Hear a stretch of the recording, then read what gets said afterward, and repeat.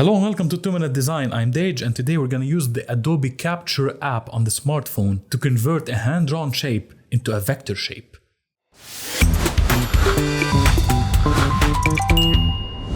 If you have a smartphone, go ahead and download the Adobe Capture app right now. I'm using Android, but you can follow along even if you have an iPhone. When you open the app, make sure you set it to Shapes and activate the black and white mode by tapping on this icon. Now I will get a black marker and just draw a random shape.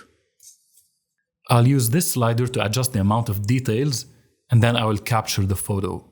Now I can use the refine feature to either erase or add a custom shape. I will choose crop to remove the unwanted areas, just like that. And then I'll choose simplify and let's try turning it on to see what happens. So this is off and this is on. In this case, I don't see much of a difference. So I'll hit next. And here you can create a library to save your shape. I've already created one and called it shapes.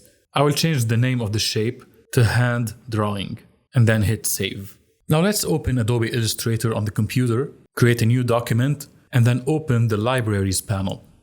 You can go to Window, Libraries if you don't see it. Choose the library that you have created and you should see the shape here. Let's drag it and drop it on the artboard. And as you can see, this is a vector shape.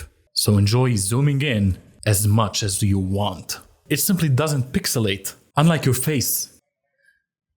Let's go back. You can edit the shape. You can add or remove parts of it, and you can create a color fill or even a nice gradient and the background. And that's how you convert a hand-drawn shape using a black marker into a vector shape using the Adobe Capture app on your smartphone and Adobe Illustrator on your computer.